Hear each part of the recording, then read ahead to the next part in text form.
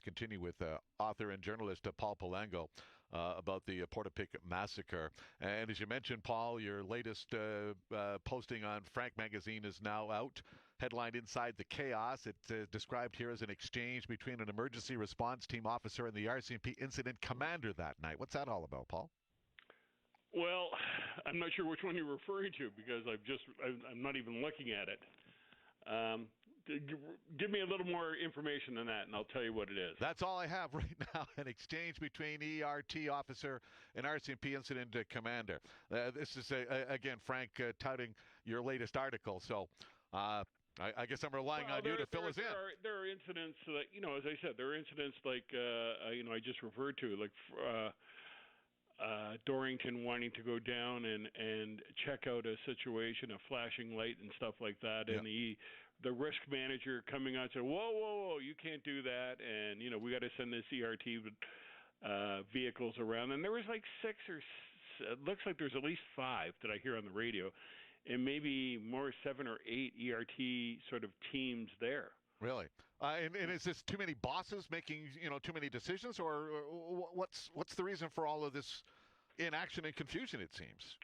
Well, as I said, it's uncharacteristic of any sort of police operation. And if you look at it, you can see why the RCMP and the government, the Justice Ministry, has basically suppressed 911 calls and not released any of these tapes because they raise more questions than they answer, because as you're listening to them, and some of it is pretty gruesome, some of the things that that are on the tapes, and they're saying, well, we want to protect the families, and we want to be, but the families want to get to the bottom of this. Yeah. The families basically have taken the position where the government is saying, oh, we don't want to hurt your family, we want to protect you. They're saying nothing worse could happen to them than having 22 of their loved ones killed on April 18th and April 19th. That's the worst thing. Finding out, having the government not get to the bottom of it is the second worst thing. And the government saying, oh, we're trying to protect your tender ears and hearts. Well, that's all done. We've got to find out what happened. You write in another piece, one piece of evidence that has gone virtually unnoticed has a Cinderella quality about it. It's a pair of Nook slippers. Canadian-designed sheepskin-lined slippers sell for about $55 a pair. You write at Costco. What's the significance of these? These slippers were found with a bunch of other discarded items that apparently workmen had left behind, including some RCMP high brown boots, a belt and holster, a municipal radar unit with antenna, a coat hanger, and these slippers. What's the significance here, Paul? Well, those are found behind the welding shop at 123 Ventura Drive in Debert, where he apparently or allegedly stayed for the night before he went on his second rampage and killed 9 people in Wentworth, and Constable Heidi Stevenson and Gina Goulet and Joey Weber before he was killed at Enfield. So we don't know why these were there, but the slippers are really curious because they were at the bottom of the unredacted documents, like page 81 or 87 out of 94. And this list is curious because you think, well, why did he have slippers with him in his car? As I say cheekily, was he planning a sleepover or something during the night? We don't know what size slippers they were. And this is a question because we don't know if they're men's or women's. Because if they're women's slippers, well, are they Lisa Banfield's slipper, his common law wife? Is that why she was barefoot, because the slippers were left in the car? We don't know. It's sort of part of the story. And I have to say, using the word cheekily again, I sort of deliberately sort of framed the story that way because a response to Superintendent Darren Campbell. In previous stories, he's referred to things I write as fairy tales. Well, I wrote him a fairy tale with a Cinderella in it and slippers and looking for who they fit.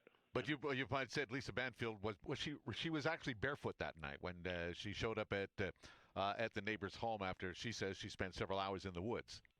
Several hours. She spent 8 hours in below zero temperature and shows up with no shoes.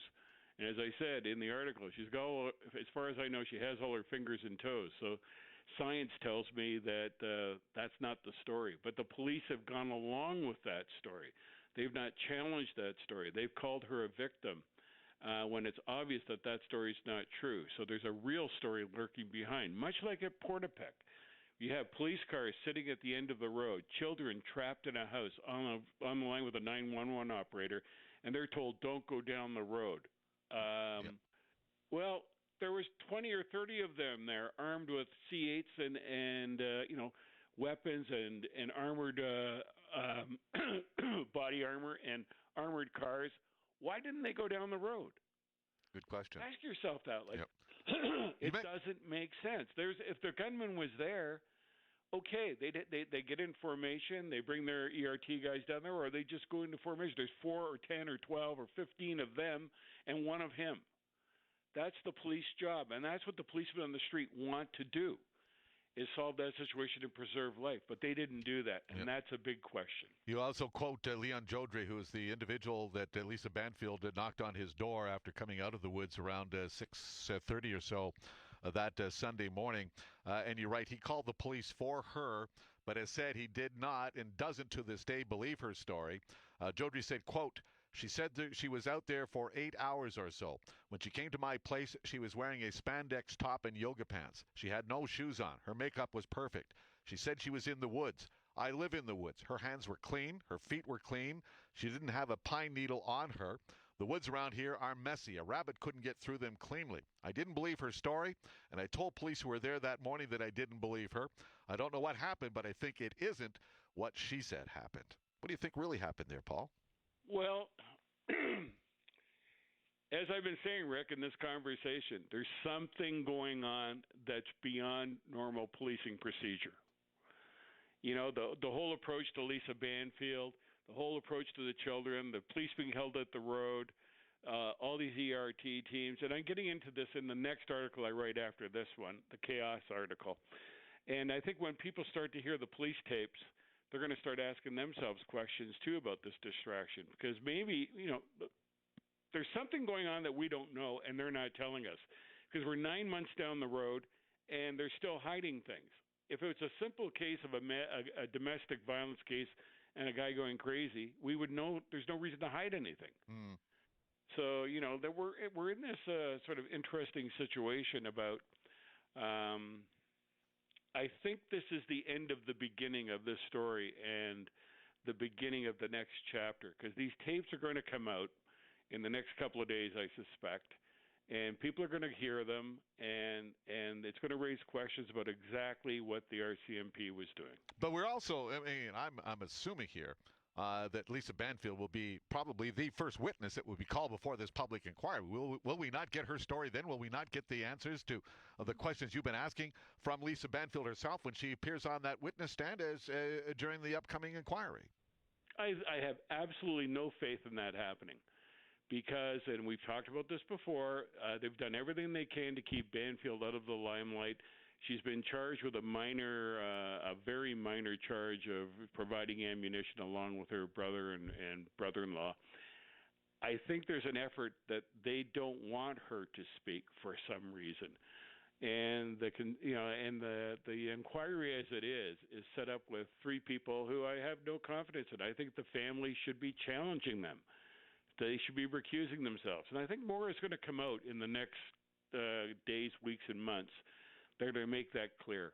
From what I can see in this story and the direction it's going, there are, I can't reiterate enough, serious questions about what was going on. But if Banfield is not called as a witness, there would be such a hue and cry.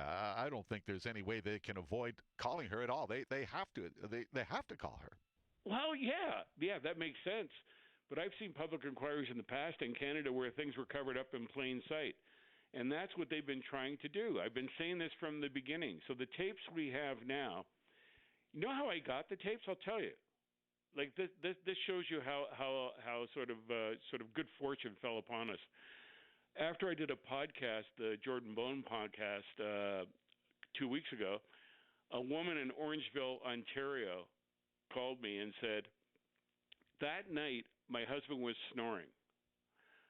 I couldn't sleep, so I had a police scanner monitor on my phone, so I listened to it. And the big thing that night was something going on in Pictou, Nova Scotia. So I started listening to this Pictou channel, and it was all about what was the stuff going on in the woods and people being shot and what the police were doing. What was crazy is that the police were acting in a crazy way. She did nothing about it for 9 months. She recounted it to me. And I said, well, how can I prove this? And so I talked to one of my citizen investigators.